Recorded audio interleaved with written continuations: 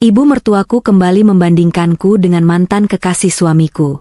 Lelah direndahkan, aku meledak, suruh dia membayar tagihanmu. Aku berhenti jadi ATM berjalan. Ibu mertuaku bingung. Uang apa?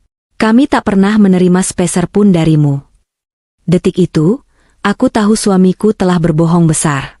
Sebelum cerita dimulai, tulis di kolom komentar asal daerah teman-temannya. Jangan lupa like dan subscribe agar channel ini makin berkembang dan bisa mempersembahkan cerita menarik lainnya. Hujan di Jakarta malam itu bukan sekadar air yang jatuh dari langit, melainkan sebuah pernyataan permusuhan dari alam. Jalanan Jenderal Sudirman hingga menuju kawasan Jakarta Selatan berubah menjadi sungai dangkal yang dipenuhi kendaraan bermotor yang merayap putus asa. Suara klakson yang bersahut-sahutan menjadi simfoni frustrasi yang menemani perjalanan kami. Di sampingku, di kursi pengemudi mobil yang cicilannya kubayar setiap bulan, suamiku hanya diam. Matanya terpaku pada jalanan yang basah dan macet. Sesekali melirik ponsel yang diletakkannya di dashboard, seolah kemacetan ini adalah kesalahanku karena aku baru bisa keluar dari menara kaca di SCBD pukul 6 sore. Kita sudah telat setengah jam. Nadia, gumam suamiku akhirnya, memecah keheningan yang menyesakkan di dalam mobil. Nada bicaranya terdengar seperti tuduhan halus. Sebuah keahlian yang tampaknya dia pelajari dari ibunya. Aku menghela napas panjang, mencoba meredakan ketegangan di pundakku yang terasa kaku setelah seharian menatap layar pergerakan saham gabungan. Sayang, kamu lihat sendiri di luar seperti apa. Banjir di mana-mana. Lagi pula, aku sudah bilang ke ibu kalau kita mungkin agak terlambat. Suamiku tidak menjawab, hanya mendengus pelan. Dia tahu aku benar, tapi mengakui aku benar bukanlah sifat alaminya. Dia lebih memilih membiarkan suasana tidak nyaman itu menggantung di udara, membuatku merasa bersalah atas sesuatu yang di luar kendaliku. Kami akhirnya tiba di depan sebuah rumah tua bergaya kolonial di kawasan perumahan elit Jakarta Selatan. Rumah itu besar, dengan halaman luas yang kini tergenang air hujan. Pohon mangga besar di depan rumah tampak menunduk diterpa angin kencang, menciptakan bayangan-bayangan menyeramkan di dinding rumah yang cat putihnya mulai mengelupas di beberapa bagian. Ini adalah istana kecil milik ibu mertuaku, tempat di mana aku selalu merasa seperti tamu yang tidak diinginkan. Meski akulah yang seringkali diam-diam membayar biaya perawatannya. Aku meraih bingkisan di kursi belakang. Sebuah keranjang berisi buah-buahan impor premium, anggur muscat yang harganya selangit, ceri merah besar, dan beberapa buah naga kuning yang sulit didapat. Aku membelinya di supermarket premium di lantai dasar kantorku sebelum pulang, berharap buah tangan mahal ini bisa sedikit melunakkan hati ibu mertuaku malam ini. Kami berlari kecil menembus hujan menuju teras. Pintu jati yang berat itu terbuka bahkan sebelum kami mengetuknya. Ibu mertuaku berdiri di sana, mengenakan daster sutra bermotif bunga yang terlihat mahal namun kuno, dengan rambut yang disanggul rapi. Wajahnya yang masih menyisakan kecantikan masa muda tampak masam. "Ya ampun, Dimas, kalian lama sekali," serunya, langsung memeluk anak laki-lakinya dan sama sekali mengabaikan keberadaanku yang berdiri di belakang suamiku, basah kuyup terkena cipratan hujan. "Macet total, Bu. Banjir di mana-mana," jawab suamiku sambil mencium tangan ibunya. Barulah kemudian tatapan ibu mertuaku beralih padaku. Tatapan itu dingin, menilai dari ujung rambutku yang sedikit lepek, hingga ujung sepatu kerjaku yang kotor terkena lumpur. "Oh, Nadia, masuklah. Jangan sampai lantainya kotor." Aku tersenyum tipis, menelan rasa tersinggung yang sudah menjadi makanan sehari-hariku setiap kali berkunjung ke sini. "Malam, Bu. Maaf kami terlambat. Ini ada sedikit buah tangan." Aku menyodorkan keranjang buah yang kubawa dengan kedua tangan. Ibu mertuaku melirik keranjang itu sekilas, tanpa minat. "Taruh saja di meja dapur," ujarnya datar, tanpa ucapan terima kasih, lalu berbalik memimpin kami menuju ruang makan. Ruang makan itu luas, didominasi oleh meja kayu jati panjang yang bisa menampung 12 orang. Perabotan di rumah ini semuanya tampak mahal. Peninggalan masa kejayaan ayah mertuaku sebelum pensiun, namun kini terasa berat dan menyesakan. Lampu gantung kristal di atas meja memancarkan cahaya kuning yang temaram, menciptakan suasana yang seharusnya hangat namun bagiku terasa seperti ruang interogasi. Ayah mertuaku sudah duduk di ujung meja, tampak lemah dan pasif. Dia hanya mengangguk pelan saat kami menyapanya. Pria tua itu memiliki riwayat sakit jantung yang sering kambuh, dan kondisinya yang rapuh seringkali menjadi alasan utama suamiku meminta uang dariku. Melihatnya duduk di sana dengan wajah pucat, rasa iba sedikit muncul di hatiku, menutupi rasa kesalku pada istrinya. Kami duduk berhadapan. Makan malam hari itu adalah sop buntut, masakan kesukaan suamiku. Namun, perhatian ibu mertuaku tidak tertuju pada masakannya sendiri, melainkan pada sebuah kotak kue berwarna emas yang diletakkan di tengah meja, tepat di samping vas bunga. Kalian tahu, ibu mertuaku memulai pembicaraan sambil menyendokkan nasi ke piring suamiku. Tadi siang Bella mampir ke sini. Nama itu membuat gerakan tanganku yang sedang mengambil sendok terhenti sejenak. Bella, mantan kekasih suamiku. Pemilik butik di Kemang yang kudengar usahanya sedang di ujung tanduk. Namun di mata ibu mertuaku, Bella adalah definisi wanita sempurna, cantik, feminin, dan berasal dari keluarga yang jelas silsilahnya. Oh ya? Suamiku merespons dengan nada yang terlalu antusias untuk telingaku. Dia apa kabar, Bu? Baik sekali, jawab ibu mertuaku dengan mata berbinar. Dia menunjuk kotak emas di tengah meja. Dia membawakan ini. Lapis legit premium dari langganan lama keluarga kita. Harganya mahal sekali loh, tapi Bella bilang dia khusus memesannya untuk ibu karena tahu ibu suka. Aku melirik keranjang buah impor yang kubawa tadi, yang kini tergeletak menyedihkan di meja dapur di sudut ruangan, tak tersentuh dan tak dihargai. Lapis legit itu mungkin harganya setengah dari buah-buahan yang kubawa, tapi nilainya di mata ibu mertuaku jauh melampaui apapun yang bisa kuberikan. Ibu mertuaku memotong kue itu dengan hati-hati dan meletakkannya di piring kecil, menyodorkannya pada suamiku. Coba deh, Dimas. Ini enak sekali. Bella itu memang paling mengerti selera ibu. Dia bilang, dia prihatin melihat ibu yang sering sendirian di rumah. Kalimat selanjutnya yang keluar dari mulut ibu mertuaku ditujukan langsung padaku, meski dia tidak menatap mataku. Dia tidak seperti wanita karir zaman sekarang yang terlalu sibuk mengejar uang, sampai lupa kodratnya sebagai istri dan menantu. Jarang di rumah, pulang malam terus, suami tidak terurus. Padahal buat apa uang banyak kalau rumah tangga berantakan? Sindiran itu menancap tepat di dadaku. Aku bekerja keras di sektor keuangan yang kompetitif, seringkali pulang larut malam, demi memastikan tagihan-tagihan kami terbayar. Gaji suamiku sebagai konsultan bisnis freelance. Pekerjaan yang sampai sekarang pun aku tidak paham detailnya karena dia jarang mendapatkan klien. Tidak akan cukup untuk membiayai gaya hidup kami. Apalagi cicilan mobil dan biaya hidup di Jakarta yang semakin gila. Aku menunggu. Aku menunggu suamiku mengatakan sesuatu. Membelaku. Mengatakan bahwa aku bekerja keras untuk masa depan kami bersama. Mengatakan bahwa dia bangga padaku. Namun, suamiku hanya diam. Dia sibuk mengunyah lapis legit pemberian mantannya sambil mengangguk-angguk pelan, seolah menyetujui setiap kata yang diucapkan ibunya. Enak kan, Dim? Tanya ibunya lagi, mencari validasi. Iya, Bu. Enak banget. Bella memang jago milih kue, jawab suamiku dengan mulut penuh. Darahku mendidih. Rasa lelah setelah seharian bekerja, perjuangan menembus macet dan banjir, ditambah dengan penghinaan halus ini, membuatku kehilangan selera makan. Aku meletakkan sendokku, suara dentingnya beradu dengan piring keramik terdengar cukup keras di ruangan yang sunyi itu. Nadia kerja keras untuk membantu ekonomi keluarga kami. Bu, kataku akhirnya, berusaha menjaga suaraku agar tetap tenang dan sopan, meski hatiku bergemuruh.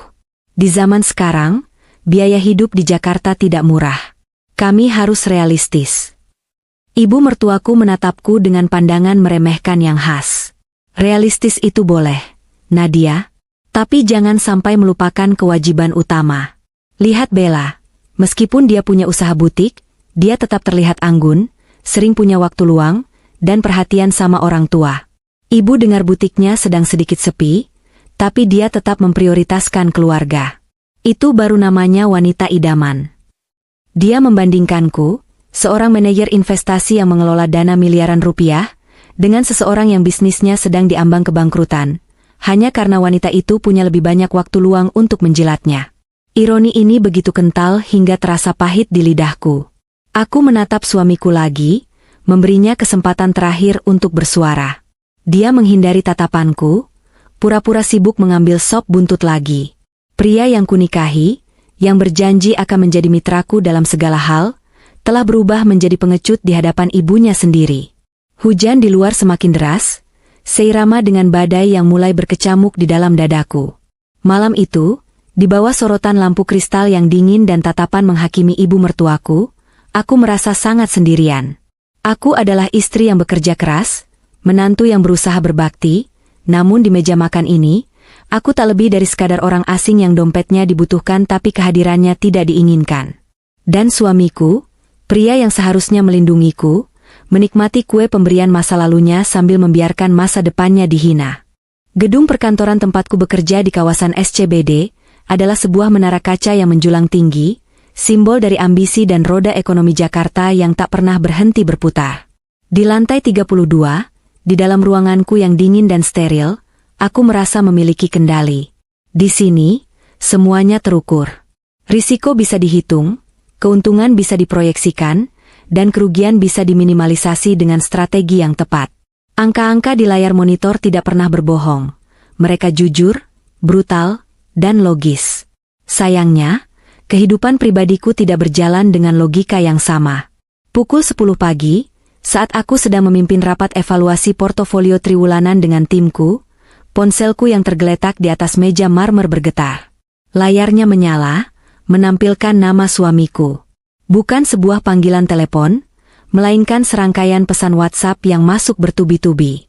Aku mencoba mengabaikannya, fokus pada presentasi analis mudaku yang sedang menjabarkan potensi pasar obligasi negara berkembang. Namun, getaran ponsel yang terus-menerus membuat konsentrasiku terpecah. Dengan gerakan cepat, aku membalik ponselku agar layarnya menghadap ke bawah, sebuah isyarat halus bahwa aku sedang tidak bisa diganggu. Rapat berakhir setengah jam kemudian.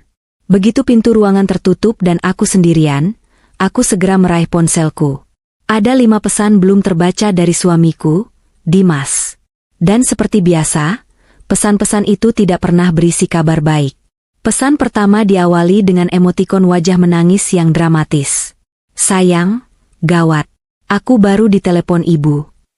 Pesan kedua, bapak drop lagi pagi ini. Dadanya sesak napas parah. Ibu panik banget sampai nangis-nangis di telepon. Pesan ketiga, kita harus bawa bapak ke rumah sakit swasta langganan beliau yang di Pondok Indah itu. Kamu tahu kan bapak nggak cocok sama obat generik dari BPJS.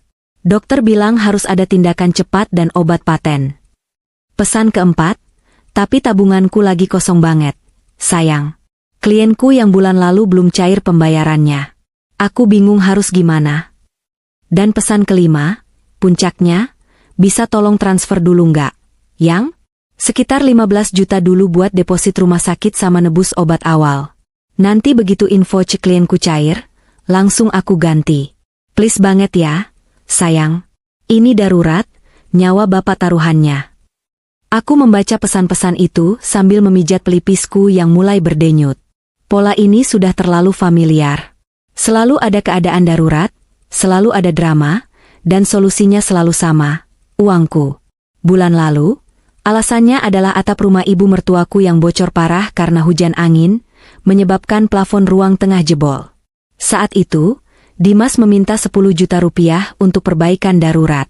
Bulan sebelumnya lagi, adik iparku, Rian, katanya butuh modal mendesak untuk memulai bisnis cuci sepatu yang sedang tren, meminta pinjaman lunak, yang aku tahu tak akan pernah kembali, sebesar 5 juta rupiah. Dan bulan-bulan sebelumnya, selalu ada saja alasan medis terkait kondisi ayah mertuaku yang sakit-sakitan. Aku menarik napas dalam-dalam, menatap pemandangan kota Jakarta dari balik jendela kaca yang besar. Di bawah sana, ribuan mobil terjebak macet, orang-orang berjuang mencari nafkah. Aku adalah salah satu dari mereka, beruntung memiliki posisi yang baik, namun merasa tercekik oleh beban yang seharusnya tidak kupikul sendirian. Sebagai bagian dari sandwich generation, aku sudah terbiasa dengan tanggung jawab. Aku masih menyisihkan sebagian gajiku untuk orang tuaku sendiri di kampung yang hidup sederhana. Namun, tuntutan dari keluarga suamiku terasa berbeda. Ini bukan sekadar berbakti, ini terasa seperti pemerasan emosional yang tiada akhir. Aku mengetik balasan dengan jari yang sedikit gemetar. Mas, Bukannya bulan lalu kita baru bayar premi asuransi kesehatan Bapak yang mahal itu? Kenapa nggak dipakai? Balasan Dimas datang dalam hitungan detik, seolah dia memang sedang memegang ponselnya menunggu reaksiku. Itu dia masalahnya, Yang. Kartu asuransinya dipegang ibu, dan ibu panik nggak tahu nyelip di mana. Katanya sih ke bawah sama Rian pas dia pinjam mobil Bapak kemarin. Rian ditelepon nggak diangkat-angkat. Makanya ini butuh cash cepat dulu. Nanti kalau kartunya ketemukan bisa direimburse. Tolongin ya, sayang. Kasihan Bapak. Alasan yang terdengar masuk akal, tapi entah kenapa instingku mengatakan ada yang janggal. Namun, bayangan wajah pucat ayah mertuaku di meja makan semalam muncul di benakku. Bagaimana jika kali ini benar-benar serius?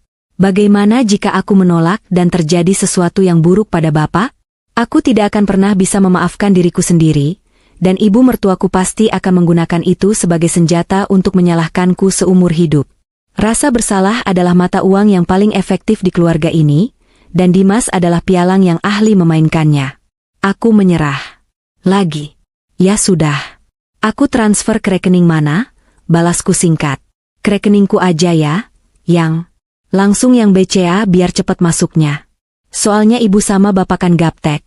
Nggak ngerti kalau harus ngecek m-banking. Nanti aku yang tarik tunai atau transfer ke rumah sakitnya. Selalu ke rekening pribadinya. Alasannya selalu sama, orang tuanya gagap teknologi. Awalnya aku percaya, karena memang banyak orang tua yang kesulitan dengan perbankan digital. Tapi setelah puluhan kali transfer selama 2 tahun pernikahan kami, keraguan itu mulai tumbuh seperti jamur di sudut hatiku yang gelap. Dengan perasaan berat, aku membuka aplikasi perbankan di ponselku. Jari-jariku bergerak cepat, memasukkan PIN, memilih nomor rekening suamiku yang sudah tersimpan di daftar favorit, dan mengetik nominal angka, 15 juta. Sebelum menekan tombol konfirmasi, aku menatap angka itu. 15 juta rupiah. Itu setara dengan gaji sebulan seorang staf level menengah di perusahaanku. Uang itu kudapatkan dengan lembur, dengan stres, dengan menghadapi klien yang rewel dan target yang tinggi. Dan kini, dalam hitungan detik, uang itu akan berpindah tangan, masuk ke dalam lubang hitam kebutuhan keluarga suamiku yang tak pernah kenyang. Aku menekan tombol, kirim. Transaksi berhasil. Screenshot bukti transfer langsung kukirim ke Dimas. Balasannya penuh dengan emotikon hati dan ciuman. Makasih banyak ya, istriku yang paling baik. Kamu penyelamat keluarga ini. Nanti aku kabarin lagi kondisi Bapak. Love you. Aku tidak membalas pesan, love you, itu. Hatiku terasa hampa. Ada rasa lelah yang luar biasa yang tidak bisa disembuhkan dengan tidur. Aku merasa seperti sedang diperah, dimanfaatkan atas nama cinta dan bakti. Aku ingin menjadi istri yang baik, menantu yang berbakti, tapi di mana batas antara berbakti dan dimanipulasi? Aku meletakkan ponselku kembali di atas meja. Layar monitor di depanku masih menampilkan grafik pergerakan saham yang naik turun. Setidaknya, di dunia ini, jika sebuah saham terus-menerus menunjukkan kinerja buruk dan merugikan, aku bisa memilih untuk cut loss, menjualnya dan berhenti menderita kerugian. Tapi dalam pernikahan, melakukan cut loss tidak semudah menekan tombol di aplikasi. Aku terikat oleh janji suci, oleh harapan bahwa suatu hari nanti suamiku akan berubah, dan oleh ketakutan akan stigma sebagai wanita yang gagal mempertahankan rumah tangganya. Siang itu, aku makan siang sendirian di kantin kantor, menatap mangkuk soto ayam yang terasa hambar. Pikiranku melayang pada Rian, adik iparku, yang katanya membawa kartu asuransi Bapak. Rian yang pengangguran tapi selalu tampil necis. Entah kenapa, ada firasat buruk yang mulai merayap naik ke tenggorokanku, sebuah kesadaran samar bahwa mungkin, hanya mungkin, uang yang baru saja kutransfer itu tidak akan pernah sampai ke loket pembayaran rumah sakit. Jam digital di nakas samping tempat tidurku menunjukkan pukul 2.15 dini hari. Suasana di luar rumah kami di kawasan Bintaro Sektor 9 terasa begitu hening, kontras dengan gemuruh yang berkecamuk di dalam kepalaku. Hujan yang mengguyur Jakarta sejak sore tadi sudah reda, menyisakan aroma tanah basah dan suara tetesan air sisa dari genteng yang jatuh ke carport secara ritmis. Di sampingku, Dimas tertidur pulas. Dengkurannya halus namun teratur, menandakan betapa nyenyaknya ia tidur tanpa beban. Wajahnya terlihat begitu polos dalam keremangan lampu tidur, wajah yang dulu membuatku jatuh cinta karena kuanggap tulus dan sederhana. Namun malam ini, melihat wajah itu hanya memicu rasa mual yang bergejolak di perutku.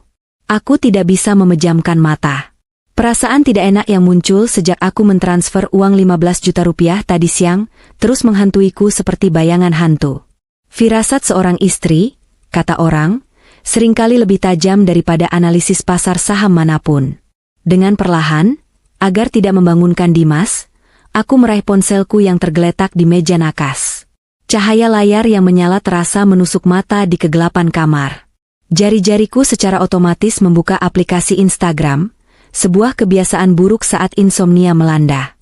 Beranda Instagram penuh dengan update kehidupan orang lain yang tampak sempurna. Aku menggeser layar dengan malas, sampai jempolku terhenti pada sebuah lingkaran merah di bagian Instagram Story. Itu akun milik Rian, adik iparku. Rian adalah tipe anak muda yang banyak gaya, nol karya. Di usianya yang sudah 25 tahun, dia masih menganggur dan menumpang hidup di rumah orang tuanya, rumah Ibu Ratna. Kerjanya hanya nongkrong di kafe-kafe murah, bermain game online, dan sesekali merengek minta uang rokok pada Dimas, yang artinya uangku juga. Tadi siang, Dimas bilang Rian panik karena kartu asuransi bapak hilang. Dimas bilang Rian sibuk mencari sampai tidak bisa dihubungi. Aku menekan lingkaran story itu. Sebuah foto muncul. Foto itu diambil di sebuah dealer motor bekas namun terlihat mewah. Di tengah foto, Rian berpose angkuh duduk di atas sebuah motor sport Kawasaki Ninja berwarna hijau menyala. Dia mengenakan jaket kulit yang terlihat baru, kacamata hitam disangkutkan di kerah baju, dan senyum lebar menghiasi wajahnya.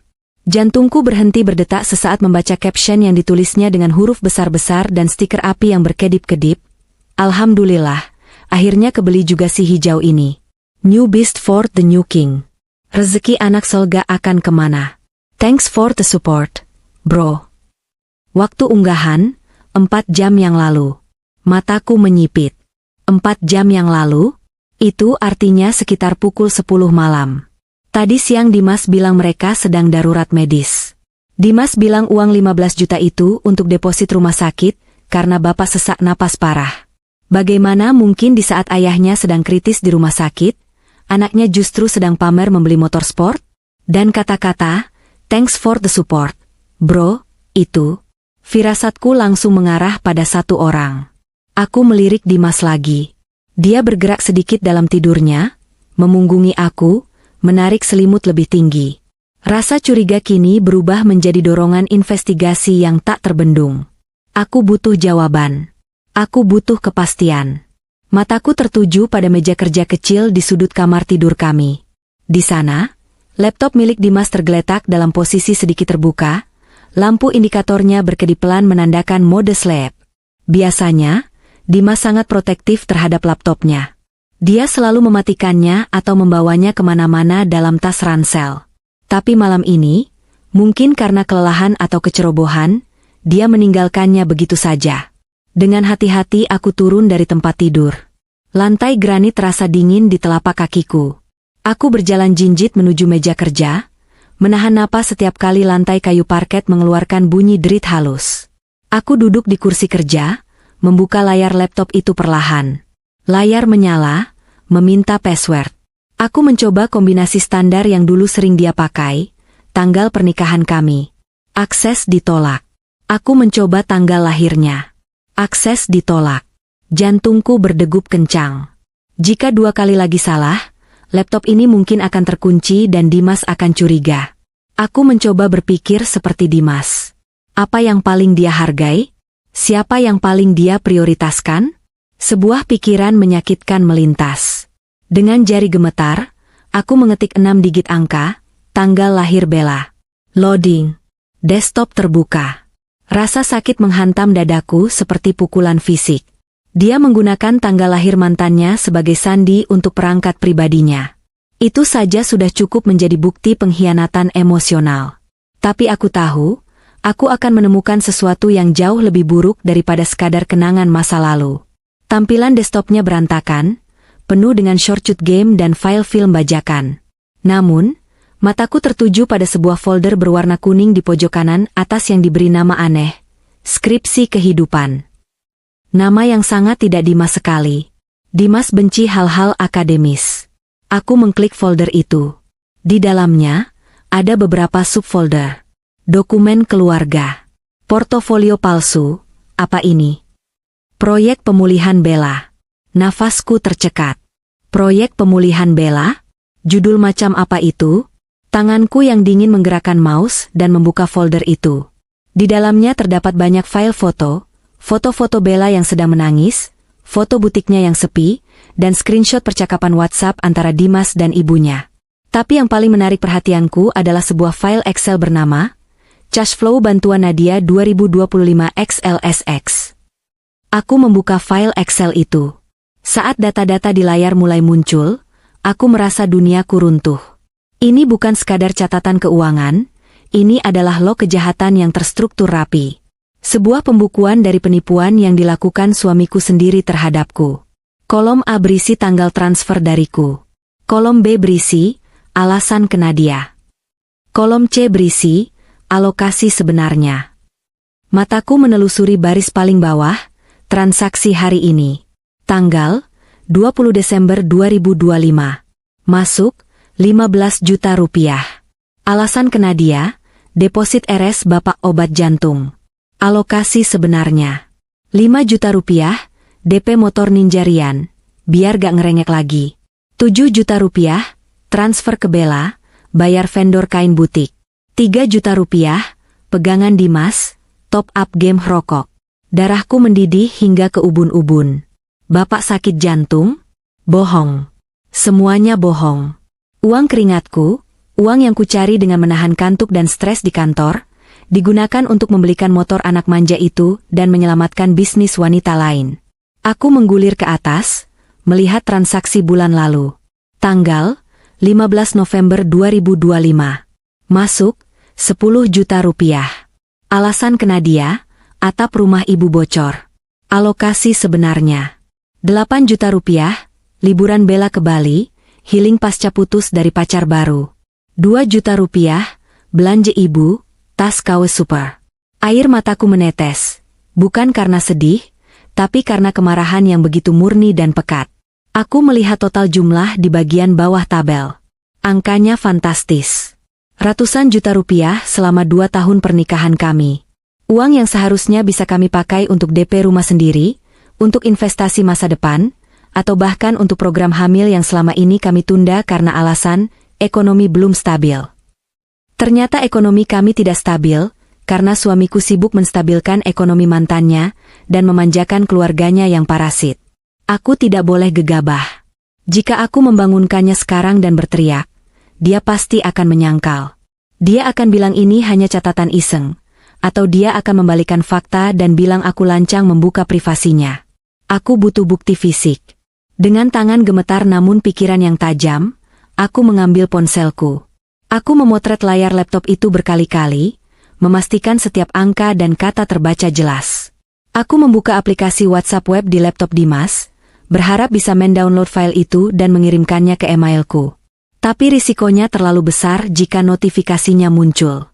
Sebagai gantinya, aku mencolokkan flash disk kecil yang selalu kubawa di gantungan kunciku. Aku menyalin seluruh folder, skripsi kehidupan, itu ke dalam flash disk. Proses penyalinan memakan waktu 2 menit yang terasa seperti 2 abad. Mataku terus bolak-balik menatap progres bar di layar dan punggung Dimas di tempat tidur. 99%, 100%. Selesai. Aku mencabut flash disk, menutup semua aplikasi, dan mengembalikan tampilan desktop seperti semula. Aku menutup laptop itu perlahan, persis seperti posisinya tadi. Aku kembali ke tempat tidur, tapi tidak untuk tidur. Aku duduk bersandar di headboard, menatap Dimas dalam kegelapan. Pria ini, yang tidur begitu tenang di sampingku, adalah pencuri. Dia bukan hanya mencuri uangku, dia mencuri kepercayaan, waktu, dan kasih sayangku. Malam itu, di kamar yang dingin itu, cinta yang tersisa di hatiku untuk Dimas mati sepenuhnya. Yang tersisa hanyalah perhitungan. Jika dia bisa membuat Excel tentang bagaimana cara memeras hartaku, maka aku akan membuat skenario tentang bagaimana cara menghancurkan hidupnya. Tunggu tanggal mainnya, Mas, bisikku lirih, sangat lirih hingga suara AC pun lebih keras. Kamu bermain api dengan manajer investasi. Kamu lupa, aku ahli dalam menghitung risiko dan memastikan lawanku bangkrut. Keesokan harinya, aku menelepon kantor dan mengajukan cuti setengah hari dengan alasan sakit.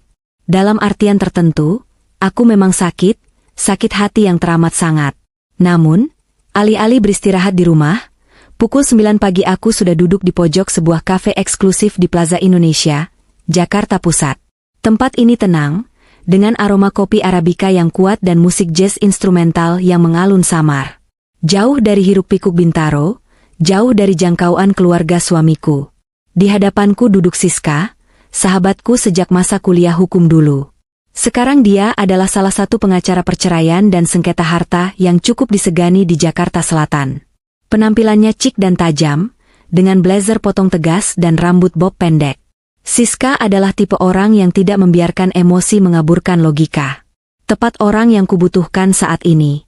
Di meja, di antara cangkir latte kami, terhampar tumpukan kertas hasil cetakan yang kulakukan di percetakan 24 jam tadi subuh sebelum kesini. Siska meletakkan lembar terakhir transkrip chat WhatsApp antara Dimas dan ibunya yang berhasil kusalin semalam. Dia melepas kacamata bacanya, memijat pangkal hidungnya, lalu menatapku dengan tatapan campur aduk antara simpati dan ketidakpercayaan. Nat, suaranya rendah namun penuh penekanan. Ini gila. Ini bukan cuma toksik. Ini kriminal. Pasal 378 KUHP tentang penipuan, bahkan bisa masuk ke penggelapan dalam lingkup rumah tangga kalau kita mau tarik urat leher. Aku tahu, SIS, jawabku. Suaraku terdengar serak. Aku merasa bodoh banget. Selama ini aku pikir aku berbakti. Ternyata aku cuma sapi perah. Siska menggeleng tegas, meraih tanganku yang terkepal di atas meja. Jangan menyalahkan dirimu. Manipulator itu ahli membuat korbannya merasa bersalah. Ibu mertuamu dan suamimu itu, mereka komplotan. Lihat ini, Siska menunjuk salah satu baris di kertas cetakan Excel. Proyek pemulihan Bella. Gila.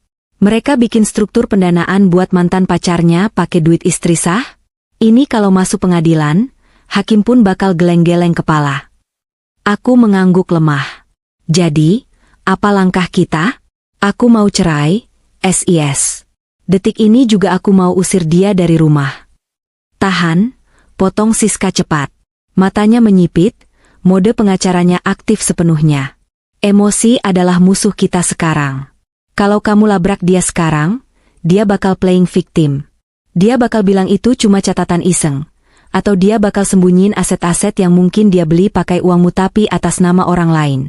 Ingat motor si Rian? Itu pasti atas nama Rian atau orang lain, bukan Dimas. Susah dibuktikan kalau itu uang kamu tanpa jejak transfer langsung ke dealer. Terus aku harus diam aja lihat muka dia tiap hari. Bukan diam, tapi bersiap. Kill them with kindness, then bury them with evidence, ujar Siska dingin. Dia mengeluarkan sebuah buku catatan kecil. Dengar, Nat. Pertama, amankan asetmu. Kamu bilang rumah di Bintaro itu DP-nya pakai uang warisan kakekmu, kan? Tapi cicilannya potong gaji kamu. Iya. Sertifikat masih di bank. Oke. Mobil? Atas namaku, tapi dia yang sering pakai. Amankan BPKB kalau sudah lunas, atau surat-surat penting lainnya. Kedua, dan ini yang paling penting, tutup keran airnya. Jangan kasih 1 rupiah pun lagi mulai hari ini. Tapi jangan bilang kamu tahu. Bilang aja ada audit di kantor, rekeningmu diawasi, atau bonusmu dipotong. Bikin alasan yang bikin dia gak bisa maksa. Aku mendengarkan dengan saksama, menyerap setiap strategi yang Siska jabarkan. Ketiga, lanjut Siska, jarinya mengetuk meja. Kumpulkan bukti fisik. Kamu punya data digital, itu bagus. Tapi kita butuh pengakuan atau momen di mana mereka tidak bisa mengelak di depan saksi. Kapan kamu ketemu mereka lagi? Aku mengingat jadwal keluarga. Minggu depan. Ulang tahun Ibu Ratna. Dia minta dirayakan besar-besaran di rumah. Tentu saja, dia menyuruhku yang bayar cateringnya. Siska tersenyum miring, senyum yang menjanjikan kehancuran bagi siapa saja yang menjadi targetnya. Sempurna. Itu panggungmu, Nadia. Jangan batalkan cateringnya. Justru, jadikan pesta itu sebagai hadiah, perpisahan yang gak bakal mereka lupa seumur hidup. Maksudmu? Kamu datang ke sana, bersikap manis, cantik, elegan. Bawa semua bukti ini yang sudah kita rapikan dalam satu bundel cantik. Saat semua keluarga besar kumpul, saat tetangga dan teman-teman sosialita ibunya ada di sana, kamu jatuhkan bomnya. Jantungku berdebar membayangkan skenario itu.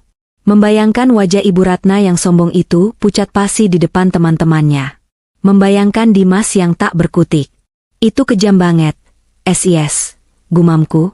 Mereka mencuri masa depanmu untuk membiayai masa lalu mereka. Nat, itu lebih kejam, balas Siska telak. Setelah pertemuan itu, aku langsung bergerak. Tujuanku selanjutnya adalah bank. Aku menemui customer service prioritas, keuntungan menjadi nasabah dengan perputaran uang tinggi, dan melakukan pembersihan total. Aku memblokir kartu kredit tambahan yang dipegang Dimas. Aku memindahkan sebagian besar dana likuid dari rekening operasional, yang sering diintip Dimas, ke rekening deposito berjangka yang tidak bisa dia akses.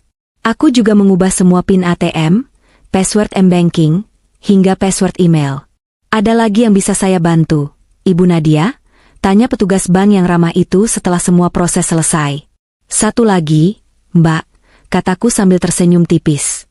Bisa tolong cetak rekening koran saya selama 2 tahun terakhir? Saya butuh rincian lengkap setiap transaksi keluar. Tentu, Bu, tapi akan tebal sekali berkasnya. Tidak apa-apa. Semakin tebal, semakin bagus. Keluar dari ban, matahari Jakarta bersinar terik, seolah mendukung langkah baruku. Ponselku bergetar. Pesan dari Dimas. Yang, kok kartu kredit tambahannya declinet? Aku lagi di bengkel nih mau ganti oli mobil. Aku menatap layar itu tanpa rasa takut lagi. Dulu, pesan seperti ini akan membuatku panik dan segera menelepon bank. Sekarang, aku hanya mengetik balasan singkat yang sudah kusiapkan. Oh ya? Mungkin ada error sistem dari bank pusat. Mas, katanya lagi ada pemeliharaan sistem besar-besaran buat nasabah prioritas. Pakai uang tunai kamu dulu aja ya. Send. Tentu saja dia tidak punya uang tunai. Dan aku tidak peduli. Aku melangkahkan kaki menuju mobilku dengan perasaan yang jauh lebih ringan. Roda pembalasan sudah mulai berputar. Aku bukan lagi Nadia si menantu penurut yang bisa diperas. Aku adalah Nadia, manajer investasi yang akan menagih kembali setiap kerugian yang telah kuderita, lengkap dengan bunganya. Pesta ulang tahun Ibu Ratna tinggal seminggu lagi. Aku akan memastikan itu menjadi pesta paling meriah dalam sejarah keluarga mereka. Hari yang ditunggu-tunggu akhirnya tiba. Sabtu sore itu, langit Jakarta tampak muram, menggantung rendah dengan awan kelabu tebal yang seolah siap menumpahkan beban beratnya ke bumi. Kilatan petir sesekali menyambar di kejauhan, diikuti gemuruh guntur yang terdengar seperti suara perut raksasa yang lapar. Cuaca yang sangat mendukung untuk sebuah eksekusi. Aku berdiri di depan cermin besar di kamarku. Dimas sudah berangkat sejak pagi ke rumah ibunya. Alasannya klise, ingin membantu persiapan pesta. Padahal aku tahu, dia hanya ingin menghindari pertanyaan-pertanyaanku tentang kenapa kartu kreditnya tidak bisa dipakai, dan kenapa aku berhenti mentransfer uang jajan mingguannya. Biarlah. Semakin dia merasa aman, semakin sakit jatuhnya nanti. Aku mematut diri. Biasanya, jika berkunjung ke rumah mertua, aku akan mengenakan pakaian yang sopan, tertutup, dan berwarna pastel agar tidak mencolok. Aku selalu berusaha mengecilkan keberadaanku agar tidak mengundang komentar pedas Ibu Ratna. Tapi hari ini berbeda. Hari ini, aku tidak datang untuk membaur. Aku datang untuk berperang. Aku mengenakan gaun midi berwarna merah marun berbahan satin sutra. Potongannya elegan namun tegas, memeluk tubuhku dengan pas, menampilkan aura percaya diri yang selama ini kusembunyikan di hadapan mereka. Rambutku yang biasanya hanya diikat asal, kini kubiarkan tergerai dengan gelombang yang sudah kutata rapi di salon tadi siang.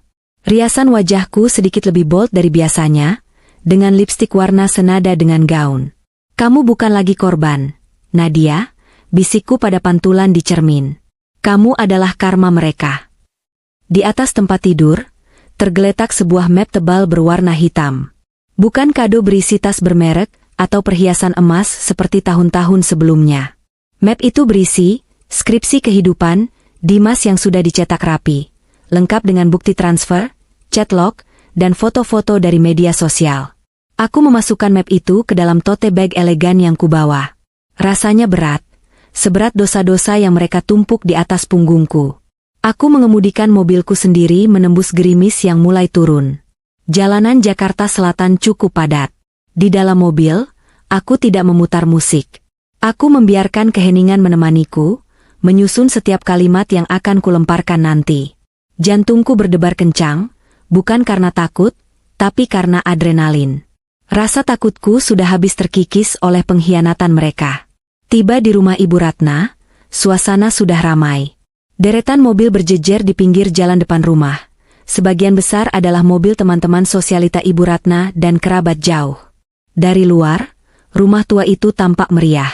Lampu-lampu hias digantung di teras, dan tenda putih terpasang di halaman samping untuk menampung tamu. Aku melangkah turun dari mobil, mengembangkan payung hitamku, dan berjalan menuju pintu utama. Begitu masuk, aroma masakan catering langsung menyapa hidungku. Catering mahal yang tagihannya, sebesar 20 juta rupiah, baru saja kulunasi minggu lalu atas permintaan Dimas. Ibu gengsi kalau masakannya biasa aja, yang? Pemandangan di ruang tamu membuat langkahku terhenti sejenak. Di tengah ruangan, dikelilingi oleh ibu-ibu berbalut kaftan sutra dan perhiasan emas yang berlebihan, duduklah Ibu Ratna layaknya seorang ratu. Dan di sampingnya, tertawa renyah sambil memegang lengan Ibu Ratna dengan akrab, adalah Bella. Bella mengenakan gaun putih gading yang membuatnya terlihat suci dan polos. Dia sedang menceritakan sesuatu yang membuat Ibu Ratna dan teman-temannya tertawa terbahak-bahak. Dimas berdiri tak jauh dari mereka, memegang segelas sirup, menatap Bella dengan tatapan memuja yang tak pernah ia berikan padaku. Pemandangan itu begitu sempurna menjijikkan. Ah, itu dia menantunya datang. Celetuk salah satu tante yang menyadari kehadiranku. Suasana hening seketika. Semua mata tertuju padaku. Aku melihat Ibu Ratna menatapku dari atas ke bawah. Matanya sedikit membelalak melihat penampilanku yang mencolok. Biasanya dia akan langsung mengkritik, tapi di depan banyak orang, dia menahannya. Selamat ulang tahun, Bu, ucapku sambil berjalan mendekat, menyalami tangannya dengan sopan namun tanpa senyuman hangat yang biasa kupaksakan. Ya, jawabnya singkat, menarik tangannya dengan cepat seolah tanganku berpenyakit. Tumben kamu dandan menor begini. Mau pesta atau mau fashion show? Beberapa tamu terkikik pelan. Bella menatapku dengan senyum manis yang dibuat-buat, senyum kemenangan. Mbak Nadia cantik banget loh, Tante. Merah berani, cocok sama Mbak Nadia yang wanita karir sukses. Pujian itu terdengar seperti sindiran di telingaku. Wanita karir yang sibuk cari uang sampai lupa suami. Tambah Ibu Ratna pelan, tapi cukup keras untuk didengar lingkaran terdekatnya. Aku tidak membalas. Belum saatnya. Aku hanya tersenyum tipis, lalu mataku beralih pada Dimas. Suamiku tampak gugup. Dia menghindari tatapanku. Mungkin dia merasa bersalah? Tidak. Dia hanya takut karena kartu kreditnya ditolak kemarin, dan dia belum berani bilang padaku di depan ibunya. Nadia, kamu duduk di belakang saja ya, bantu-bantu Tante Marni menata piring kotor. Di sini kursinya sudah penuh. Perintah Ibu Ratna sambil mengibaskan tangannya, mengusirku secara halus dari lingkaran utama pesta. Darahku berdesir panas. Aku yang membayar catering ini. Aku yang membayar renovasi atap agar rumah ini layak dipakai pesta. Aku yang membiayai obat jantung suaminya agar tidak mati. Dan sekarang, di rumah yang kehidupannya disokong oleh dompetku, aku disuruh membereskan piring kotor sementara selingkuhan suamiku duduk bak putri raja, tapi aku menuruti perintahnya. Aku berjalan ke belakang, bukan untuk mencuci piring, tapi untuk mengamati dari sudut gelap.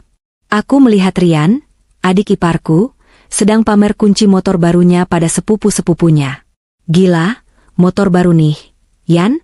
Duit dari mana lu? Tanya salah satu sepupunya. Bisnis lah, bro. Investasi kripto gue lagi cair. Jawab Rian sombong sambil memutar-mutar kunci motor ninja itu di jarinya. Gue beliin bapak obat mahal, sisanya buat reward diri sendiri. Aku mengepalkan tangan di samping tubuhku. Investasi kripto? Investasi keringat kakak iparmu, Rian? Kebohongan di keluarga ini sudah mendarah daging, mengalir dari ibu ke anak-anaknya dengan lancar. Aku duduk di kursi sudut ruang makan, memangku tas berisi map hitam itu. Aku melihat Pak Hartono, ayah mertuaku, duduk sendirian di kursi goyang di pojok ruangan, tampak sesak napas dan lelah dengan keramaian. Tidak ada yang memperhatikannya. Dimas sibuk melayani tamu, Rian sibuk pamer, dan Ibu Ratna sibuk dengan Bella. Aku menghampiri Pak Hartono, menyodorkan segelas air mineral hangat. Bapak sudah minum obat? Tanyaku pelan. Pak Hartono menatapku dengan mata yang layu. Obatnya habis. Nat, Dimas bilang belum sempat beli karena uangnya kepakai buat panjar catering ibu. Jantungku rasanya berhenti sesaat. Tapi, minggu lalu saya transfer 15 juta ke Dimas. Pak, katanya untuk deposit rumah sakit dan beli obat paten Bapak. Suaraku bergetar menahan amarah. Pak Hartono mengernyit bingung. 15 juta? Bapak nggak pernah ke rumah sakit minggu lalu, Nat? Cuma ke puskesmas biasa. Dan obat? Dimas cuma belikan obat warung karena katanya dia lagi nggak punya uang. Air mataku hampir jatuh, tapi kutahan sekuat tenaga. Ternyata kejahatan Dimas lebih parah dari dugaanku. Dia bukan hanya menipuku, dia juga menelantarkan ayahnya sendiri demi gaya hidup dan gengsi ibunya. Dia mempertaruhkan nyawa ayahnya demi membelikan motor untuk adiknya dan membiayai mantannya. Cukup. Tidak ada lagi kata kasihan. Tidak ada lagi keraguan. Hujan di luar semakin deras, diiringi petir yang menggelegar keras, seolah memberi tanda bahwa babak akhir sandiwara ini harus segera dimulai. Ayo makan dulu semuanya. Seru Ibu Ratna dari ruang tengah, suaranya melengking ceria. Bella sudah siapkan tumpeng spesial loh. Aku berdiri. Aku merapikan gaun merahku. Aku mengambil map hitam itu. Saatnya berpesta. Ruang makan penuh sesak. Semua tamu berkumpul mengelilingi meja makan panjang yang penuh dengan hidangan lezat, hidangan yang dibayar dengan uang tabunganku. Ibu Ratna berdiri di ujung meja, memegang pisau tumpeng. Di sampingnya, Bella berdiri memegang piring, siap menerima potongan pertama. Dimas berdiri di sisi lain, tersenyum bangga. Aku berdiri agak jauh, di dekat pintu penghubung dapur, tapi posisiku strategis. Semua orang bisa melihatku. Tapi aku terpisah dari keluarga inti yang sedang berbahagia itu. Sebelum kita makan, Ibu Ratna memulai pidatonya, mendentingkan sendok ke gelas untuk meminta perhatian. Ruangan menjadi hening. Saya mau mengucapkan terima kasih yang sebesar-besarnya untuk semua yang hadir. Terutama untuk putri, kesayangan saya, Bella. Tepuk tangan riuh terdengar. Bella tersipu malu, menunduk dengan gaya yang dibuat-buat. Bella ini luar biasa, lanjut Ibu Ratna, suaranya mulai terdengar emosional. Di tengah kesibukannya mengurus butik, dia masih sempat mengirimkan bunga papan besar di depan, membawakan tumpeng ini, dan selalu menemani saya ngobrol kalau saya kesepian. Beda sekali dengan... Matanya melirikku sekilas, lalu kembali ke tamu-tamu. Yah, kalian tahulah. Orang yang cuma datang kalau ada butuhnya atau pas acara saja. Para tamu berbisik-bisik, melirik ke arahku. Wajahku panas, tapi aku tetap berdiri tegak. Ibu Ratna memotong tumpeng itu. Potongan pertama diberikan ke Pak Hartono yang menerimanya dengan tangan gemetar. Potongan kedua, dengan penuh drama, diberikan kepada Bella. Ini untuk calon menantu idaman yang tertunda, canda Ibu Ratna, yang disambut tawa oleh teman-temannya. Duh, andai saja dulu Dimas jadi menikah dengan Bella, pasti hidup kami lebih bahagia, lebih terurus. Nggak kayak sekarang, punya menantu kaya tapi pelitnya minta ampun. Hening. Candaan itu terlalu kasar, bahkan untuk standar Ibu Ratna. Beberapa tamu tampak tidak nyaman, tapi tidak ada yang berani menegur. Ibu Ratna belum selesai. Dia menatapku langsung, matanya penuh tantangan. Kamu dengar itu, Nadia? Kamu mungkin menang uang, kamu punya jabatan tinggi, tapi kamu tidak punya hati. Kamu tidak bisa membeli kasih sayang dan perhatian seperti yang Bella berikan. Inilah saatnya. Pemicu yang kutunggu. Aku tersenyum. Bukan senyum sopan, tapi senyum dingin yang belum pernah mereka lihat sebelumnya.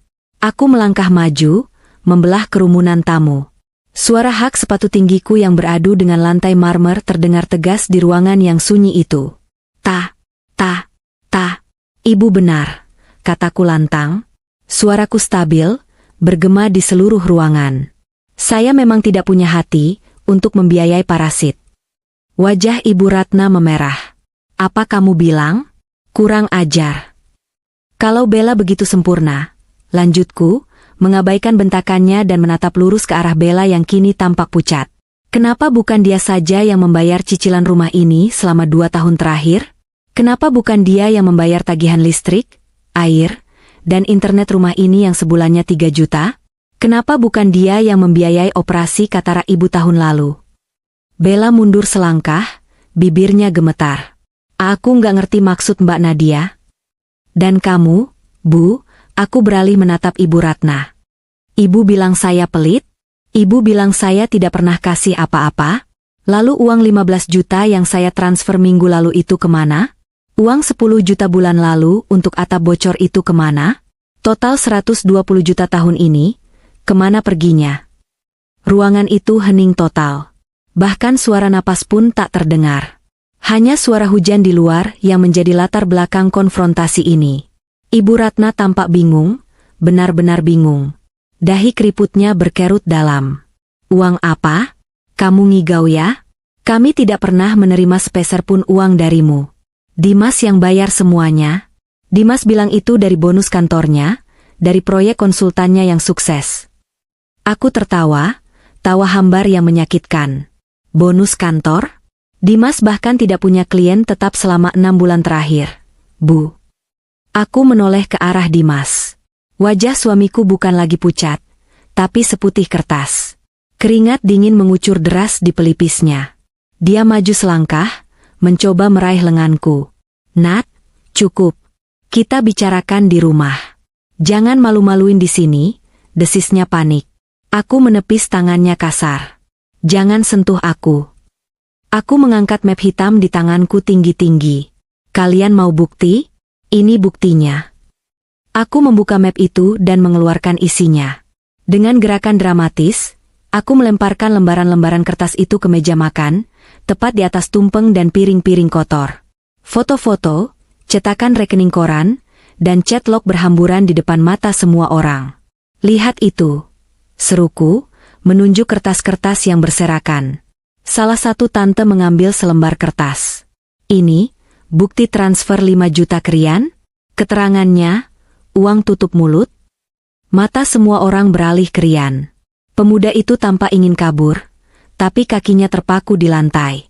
Ibu Ratna mengambil kertas lain dengan tangan gemetar. Itu adalah printout Excel, proyek pemulihan Bella. Matanya membelalak membaca rinciannya. Biaya liburan Bella, biaya sewa butik Bella. Dimas, apa ini? Suara Ibu Ratna bergetar hebat. Dia menatap anak kesayangannya dengan tatapan tidak percaya. Kamu bilang uang yang kamu kasih ke ibu itu hasil kerjamu sendiri. Kamu bilang Nadia pelit dan gak pernah bantu. Kamu bilang. Dia berbohong, Bu, potongku tajam. Dimas menjadikan saya sapi perah. Dia minta uang ke saya dengan alasan bapak sakit, ibu butuh ini itu, rumah rusak. Tapi uangnya, dia pakai untuk membiayai gaya hidup Rian, membiayai gengsi ibu, dan yang paling parah. Aku menunjuk Bella yang kini menangis di sudut ruangan. Untuk menghidupi mantan pacarnya ini. Wanita yang ibu puja-puja itu, hidup dari uang istri sah anak ibu. Bella menggelengkan kepala histeris. Aku nggak tahu. Sumpah tante, Dimas bilang dia investor di butikku. Dia bilang itu uang untung bisnis dia. Aku nggak tahu itu uang Nadia. Bohong, teriak Dimas tiba-tiba, suaranya pecah karena panik. Kamu yang minta, Bel, kamu yang merengek minta modal. Kekacauan pecah. Citra keluarga harmonis dan terpandang yang dibangun Ibu Ratna hancur berkeping-keping dalam hitungan detik. Tamu-tamu mulai berbisik keras, beberapa bahkan mengeluarkan ponsel untuk merekam diam-diam. Pak Hartono, yang sedari tadi diam, tiba-tiba berdiri. Wajahnya merah pada menahan amarah yang meluap. Dia berjalan tertatih mendekati Dimas. Plah! Sebuah tamparan keras mendarat di pipi Dimas. Tamparan dari tangan tua yang lemah, tapi didorong oleh kekecewaan yang teramat dalam. "Bapak sakit, Dimas?" Suara Pak Hartono serak dan basah. "Bapak sakit beneran? Bapak nahan sakit tiap malam karena kamu bilang gak ada uang buat beli obat yang bagus. Bapak cuma minum obat warung. Padahal istrimu kasih uang." Dimas memegangi pipinya, tidak berani menatap ayahnya. "Pak, aku bisa jelasin." "Cukup," bentakku. Aku menatap mereka semua satu persatu. Keluarga yang hancur, suami yang pengecut, mertua yang manipulatif namun juga tertipu. Tidak ada rasa kasihan di hatiku. Hanya ada rasa lega yang luar biasa. "Mulai detik ini," kataku tegas, mengambil kembali atensiku. "Aku berhenti. Tidak ada lagi transferan. Tidak ada lagi bayar cicilan. Mobil yang Rian bawa, itu atas nama saya, besok saya tarik. Catering ini, sudah saya bayar, jadi silakan nikmati makanan terakhir dari menantu pelit ini." Aku berbalik menatap Dimas untuk terakhir kalinya. "Dan untuk kamu, Mas. Besok pengacaraku akan kirim surat cerai. Kemasi barang-barangmu dari rumahku malam ini juga. Aku kasih waktu 1 jam setelah pesta ini selesai. Kalau lebih dari itu, aku panggil satpam kompleks untuk seret kamu keluar." "Nat, jangan gini, Nat." Dimas memohon, air mata buayanya mulai keluar. Dia mencoba berlutut. "Simpan air matamu buat Hakim," ujarku dingin. Aku memutar tubuhku, heelsku berputar sempurna di lantai. Aku berjalan keluar dari ruang makan itu, meninggalkan kericuhan, tangisan, dan teriakan saling menyalahkan di belakangku. Saat aku melangkah keluar dari pintu utama, hujan masih turun deras. Tapi anehnya, udara terasa begitu segar. Aku membuka payungku, berjalan menuju mobil dengan langkah ringan. Di belakangku, pesta ulang tahun itu telah berubah menjadi upacara pemakaman bagi sebuah pernikahan yang dibangun di atas dusta.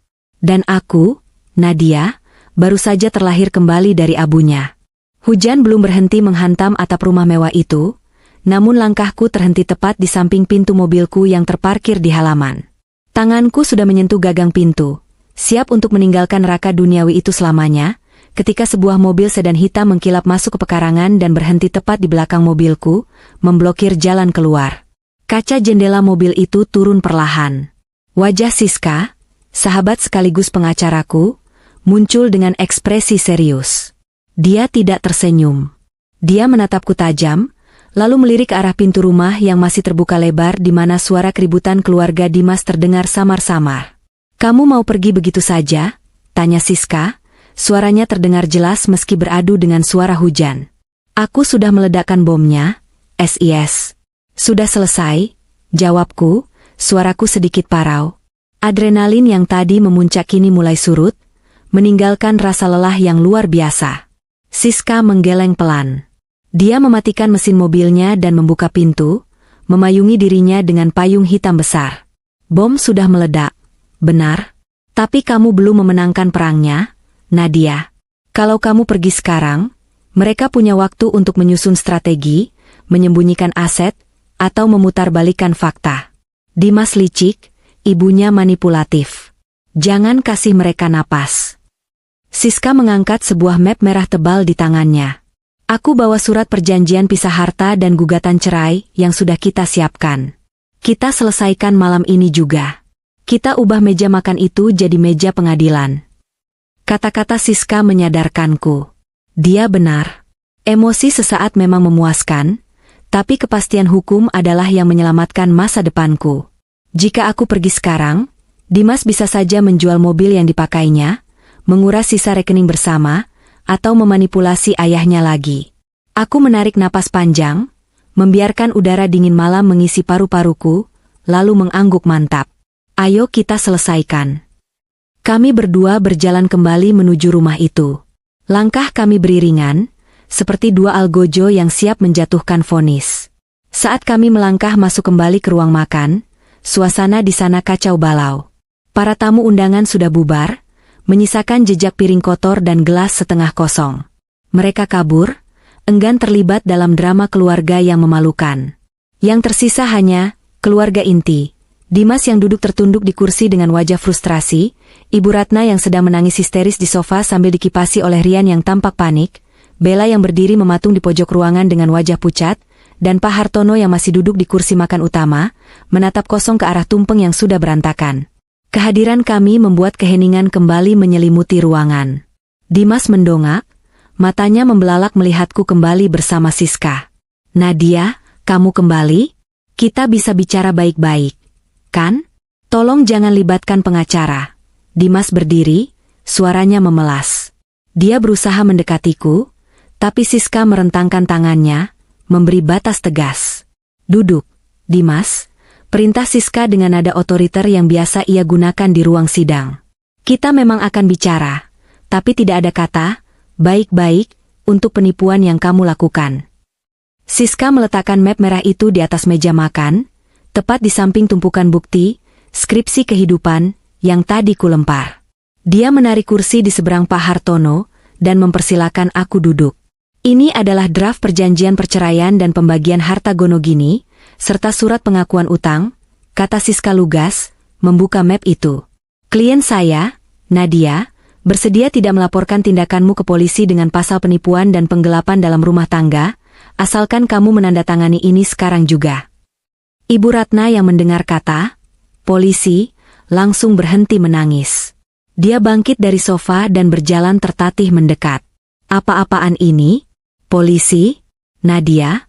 Kamu mau memenjarakan suamimu sendiri? Istri macam apa kamu? Aku menatap ibu mertuaku itu. Dulu, tatapannya selalu membuatku merasa kecil. Tapi hari ini, dia terlihat begitu menyedihkan. Istri yang uangnya dicuri untuk membiayai gengsi mertuanya. Bu, ibu mau saya bacakan lagi rinciannya? Aku mengambil kembali lembaran Excel yang berserakan di meja.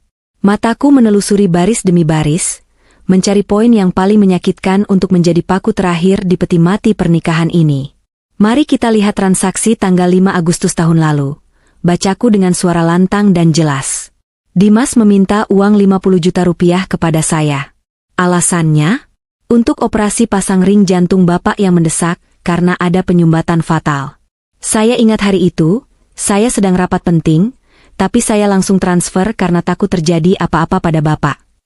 Aku menoleh ke arah Pak Hartono. Pria tua itu menatapku, matanya berkaca-kaca. Dia tampak rapuh sekali. Pak, panggilku lembut. Apa Bapak pernah operasi pasang ring jantung tahun lalu? Pak Hartono menggeleng lemah. Bibirnya gemetar. Tidak, Nat.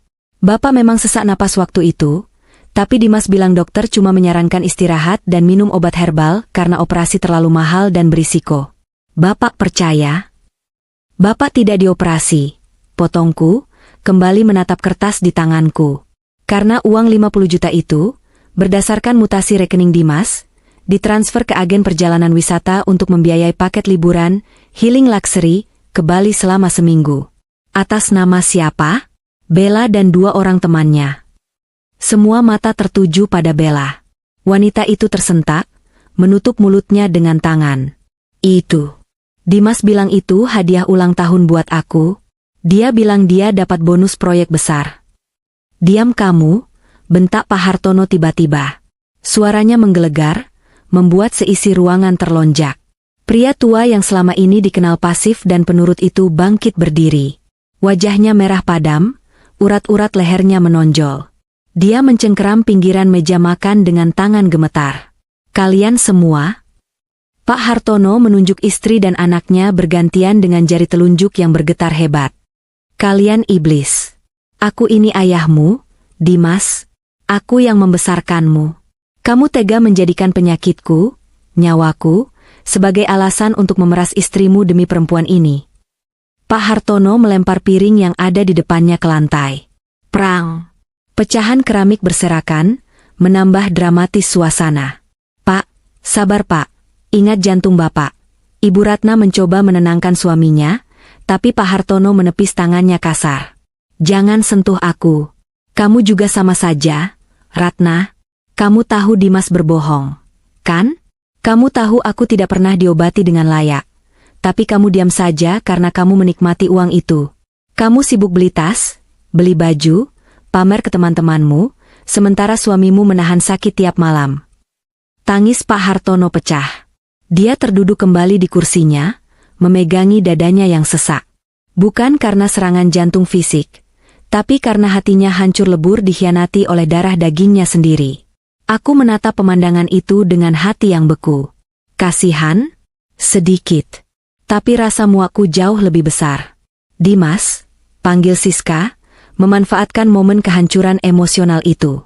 Dia menyodorkan pena dan kertas. Tanda tangan. Sekarang. Di surat ini tertulis bahwa kamu mengakui semua utangmu pada Nadia, dan sebagai gantinya, kamu melepaskan hak atas rumah di Bintaro dan mobil yang dibeli atas nama Nadia. Kamu keluar dari rumah itu malam ini, hanya dengan pakaian yang melekat di badan.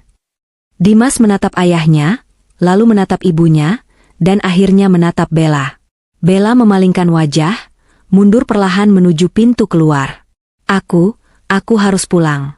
Ini urusan keluarga kalian, gumam Bella pelan, lalu berbalik dan lari keluar rumah menembus hujan. Meninggalkan kekasih yang telah mengorbankan segalanya demi dia. Melihat Bella pergi, bahu Dimas merosot.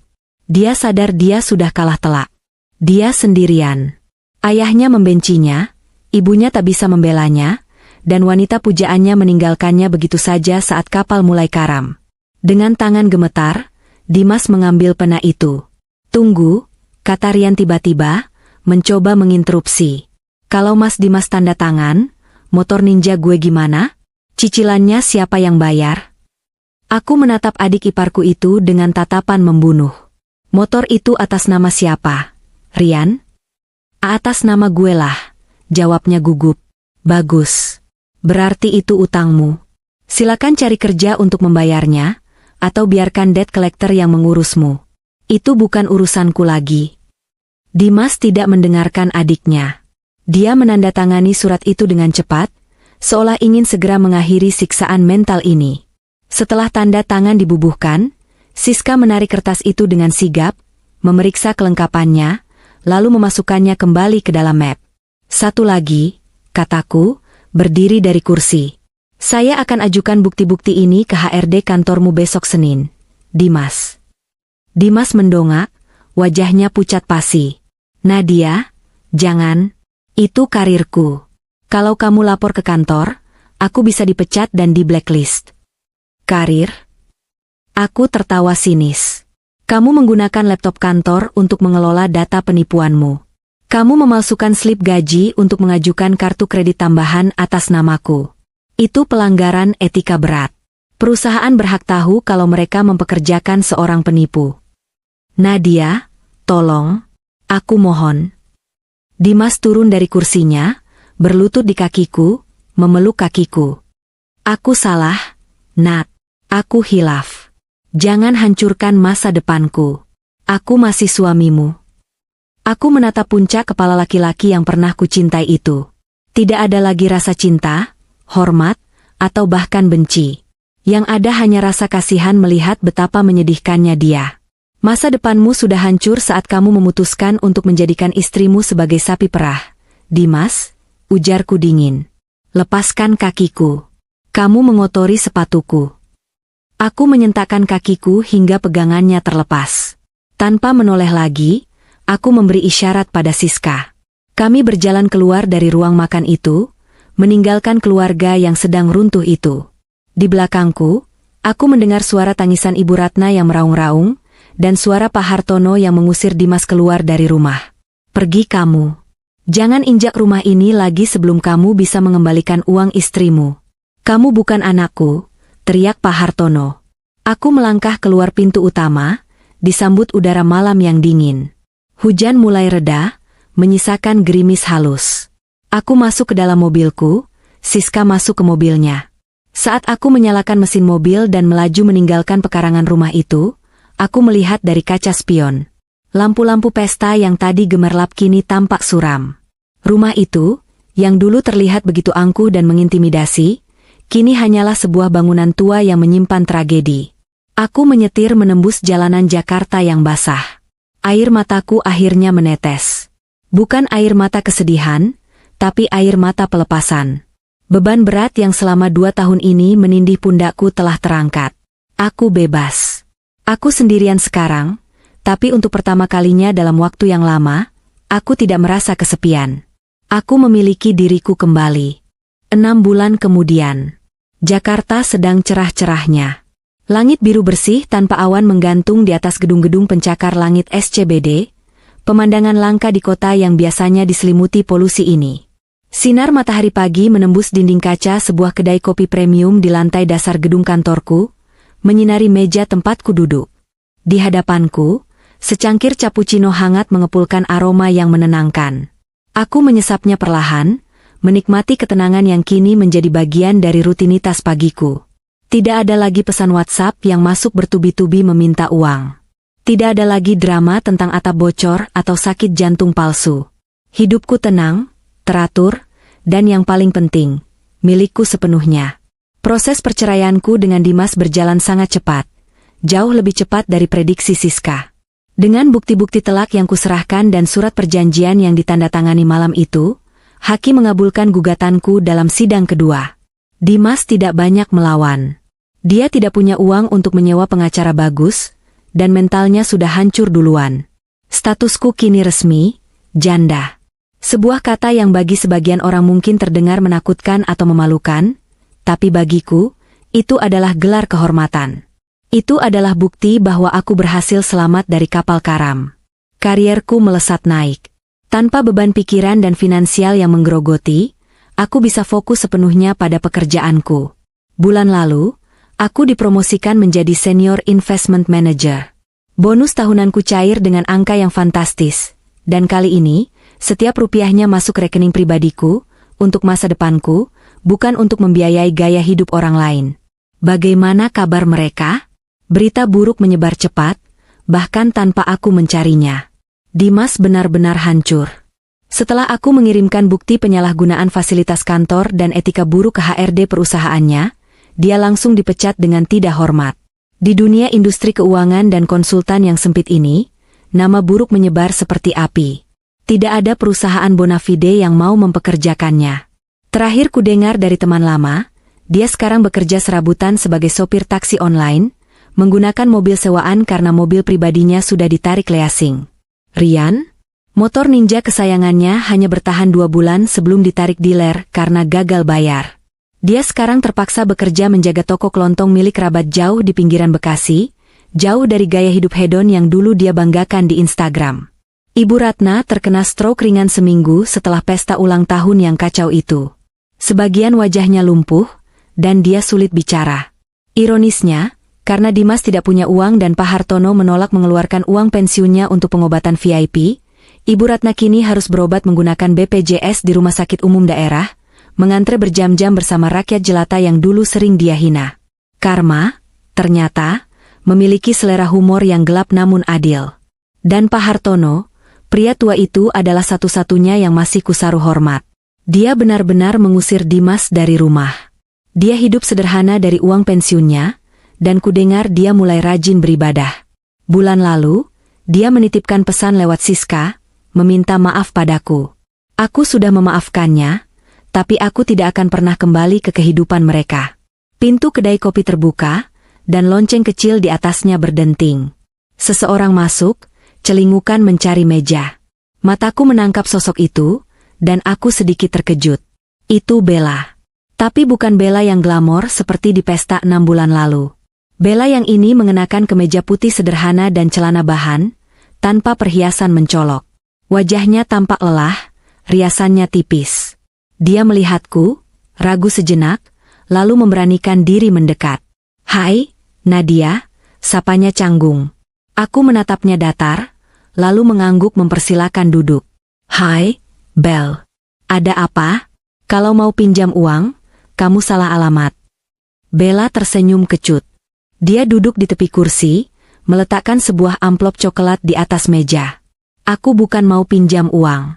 Aku mau mengembalikan ini," katanya pelan, mendorong amplop itu ke arahku.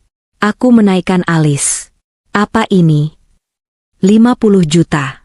Itu hasil penjualan tas-tas branded dan sebagian stok butikku yang tersisa sebelum aku tutup permanen. Aku terdiam. Aku tidak menyangka dia akan melakukan ini. Aku tahu ini nggak sebanding sama jumlah yang kamu keluarin buat liburanku dan renovasi butikku yang gagal itu. Lanjut Bella, suaranya bergetar. Tapi aku nggak bisa hidup tenang. Nat, aku beneran nggak tahu kalau uang itu hasil tipuan Dimas. Dia selalu bilang kamu pelit. Kamu menguasai hartanya, dan dia cuma ambil haknya dia sendiri. Aku bodoh karena percaya. Aku menatap mata Bella. Ada kejujuran di sana, bercampur dengan rasa malu yang dalam. Dia juga korban, dalam artian tertentu. Korban dari narasi manipulatif Dimas, meski dia juga bersalah karena menikmati peran sebagai wanita idaman di atas penderitaanku. Butikmu tutup? Tanyaku, mengabaikan amplop itu sejenak. Bella mengangguk. Bangkrut total. Sekarang aku kerja jadi staf administrasi di sebuah pabrik garmen di Tangerang. Gajinya UMR, capek, harus bangun jam 5 pagi. Tapi, setidaknya uangnya halal. Aku mulai dari nol lagi. Aku meraih amplop itu. Tebal. Uang tunai. Aku tahu betapa sulitnya mengumpulkan uang sebanyak ini bagi seseorang yang baru bangkrut. Aku terima, kataku tegas. Aku tidak akan menolaknya dengan alasan basa-basi. Itu uangku, hakku. Tapi sisa utangnya aku anggap lunas. Bukan karena aku baik, tapi karena aku mau menutup buku ini selamanya. Aku nggak mau ada alasan apapun yang membuat nama kita masih terikat dalam satu kalimat. Bella menghela napas panjang, bahunya merosot lega. Air mata menggenang di sudut matanya. Makasih, Nat. Kamu jauh lebih baik dari apa yang diceritakan Dimas dan ibunya. Maafin aku ya. Dimaafkan. Sekarang, habiskan kopimu kalau kamu mau pesan, atau silakan pergi. Aku ada meeting 10 menit lagi. Bella mengangguk cepat. Dia berdiri, tidak memesan apa-apa. Aku pergi aja. Sukses ya, Nat. Dia berbalik dan berjalan keluar kedai. Aku melihat punggungnya menjauh, menghilang di balik pintu kaca. Tidak ada rasa benci lagi. Dia hanya masa lalu, sebuah karakter figuran dalam bab kehidupanku yang sudah selesai. Aku menatap amplop coklat di meja, lalu melihat keluar jendela. Langit Jakarta masih biru cerah. Matahari bersinar hangat. Ponselku bergetar. Sebuah notifikasi masuk dari aplikasi travel. Pemesanan berhasil, tiket penerbangan Jakarta, Tokyo. 1 penumpang. Kelas bisnis. Aku tersenyum lebar. Minggu depan aku akan mengambil cuti panjang. Solo traveling ke Jepang, mimpi yang sudah lama kutunda karena dulu uangku selalu habis disedot keluarga Dimas. Sekarang, aku akan pergi. Aku akan menikmati sakura, makan ramen enak, dan merayakan kemerdekaanku. Aku menyeruput sisa cappuccinoku sampai habis. Rasanya manis. Semanis kebebasan yang kuraih dengan perjuangan berdarah-darah. Hujan badai itu telah berlalu, dan kini, hidup baruku benar-benar dimulai.